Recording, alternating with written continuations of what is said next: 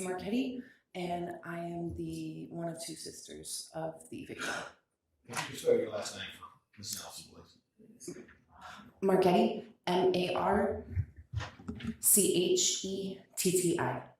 Ma'am, I understand you have a victim impact statement you'd like to read this morning? Yes, sir. Thank you.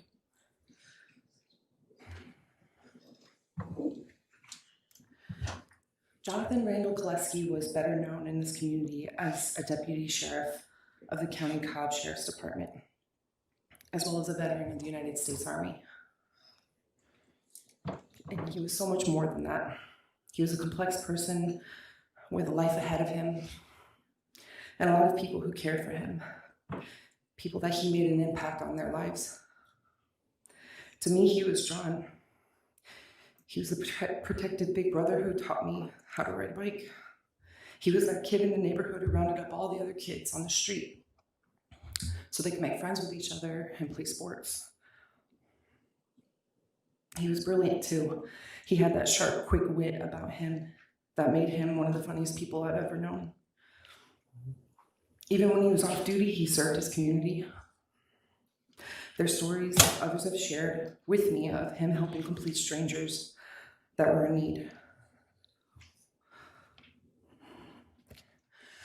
And he loved his mama. Excuse me. This past Thanksgiving was not an easy one.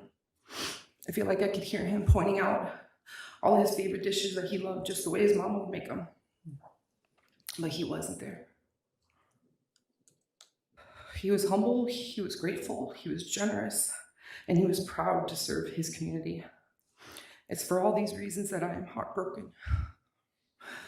Heartbroken that he was taken from us in such a senseless manner. This community has been robbed of one of its incredible deputies, and I've been robbed of a brother. I feel that it's only right that his killer receives life in prison without the possibility of parole.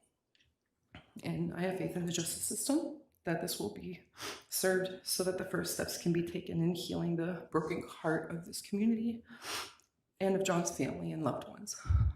Thank you. Megan Barrios, Barrios.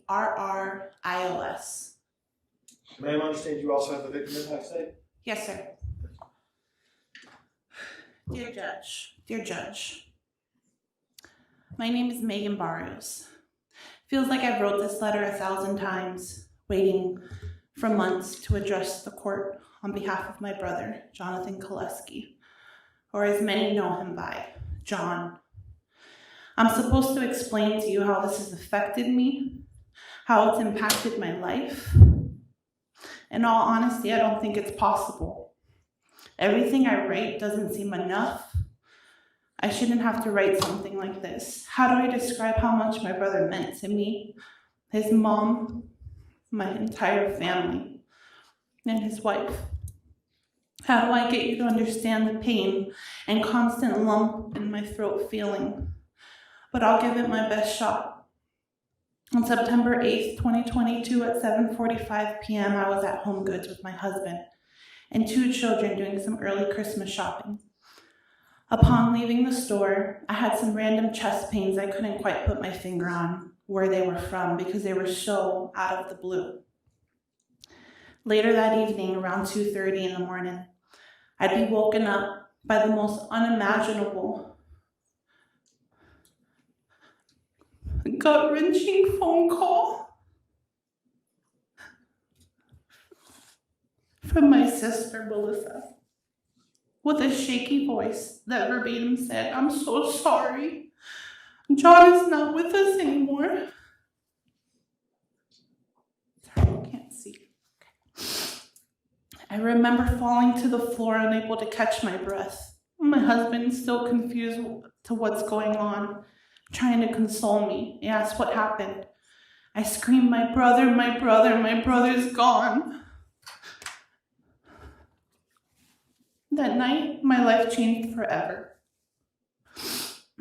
My mind raced with regret that I missed that last phone call, regret that I didn't visit more, regret that I wasn't a better sister. The memories started to flood my brain and the tears were endless. I was strong on the outside, as many viewed me, but crumbling on the end. Almost every night since then, I wake up jumping out of my sleep, scared I'll get another bad news phone call.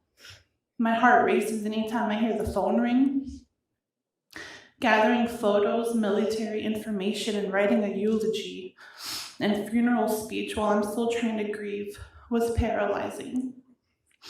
I'm traumatized from seeing my brother in a casket, unrecognizable.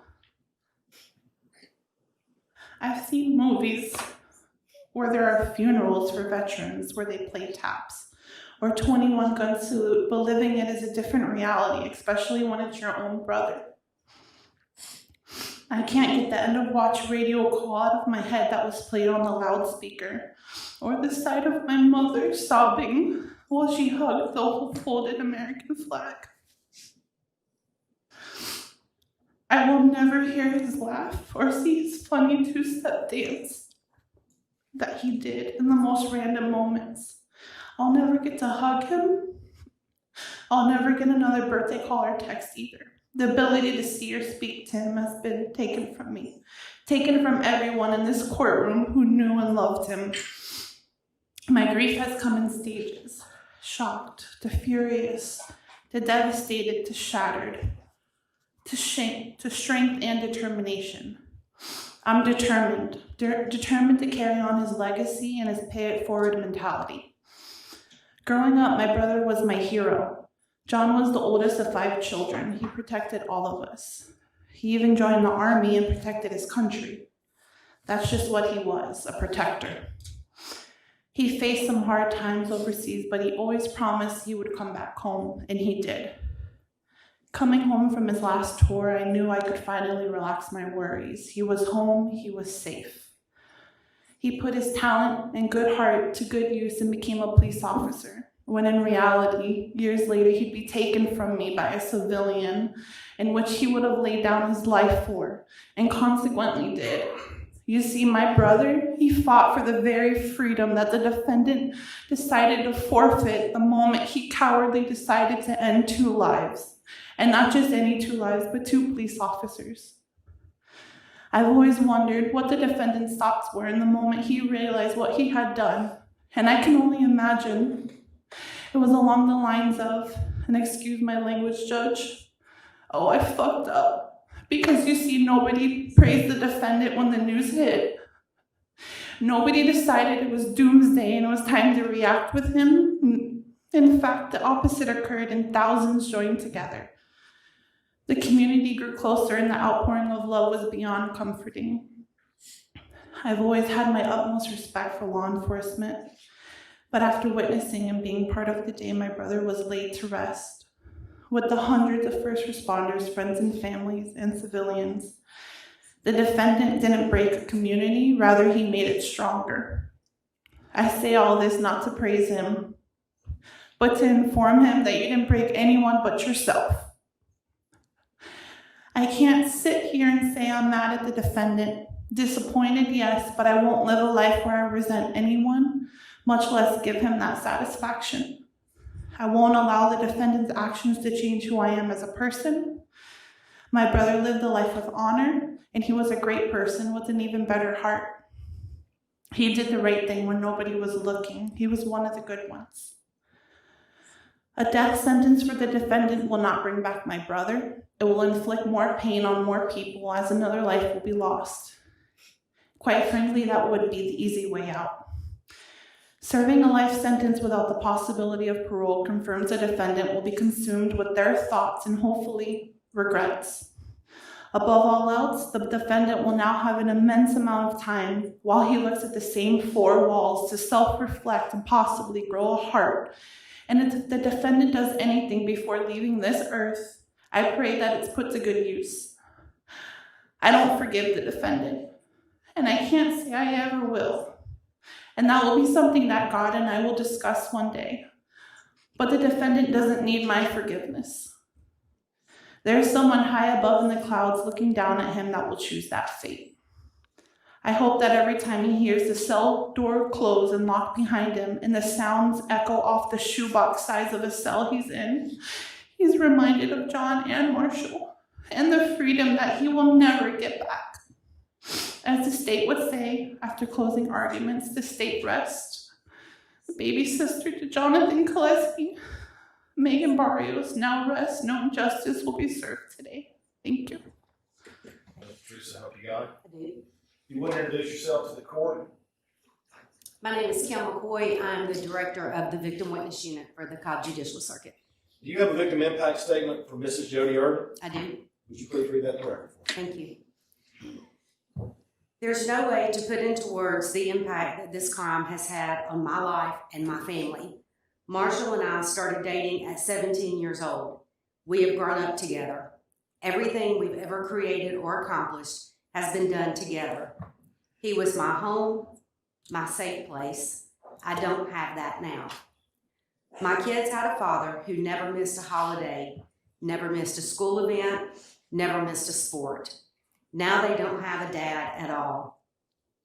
I am a mother parenting alone. I am a woman who has never lived alone, now managing by myself. I've never mowed my own lawn. I've never been responsible for taking the trash to the curb on Sunday night. And now I'm left to manage my own life, the lives of my children, and my whole home all by myself. Marshall was a family man. All he ever wanted was to be an involved dad and to create a safe, happy life for his kids. On September 8th, that life was taken from my children. My children were introduced to an evil in this world that we have been trying to shelter them from since they were born. My children's innocence was stolen the night they lost their daddy. Physically, our lives will never be the same without him here, but mentally, this will affect their lives in every way. I wonder if they'll ever really trust people. I wonder if they'll be scared to be alone, or scared of men, or scared of guns. Will they remember how good their daddy treated me and what to expect from a man? Their dad will not be present for any more sports or any more birthdays.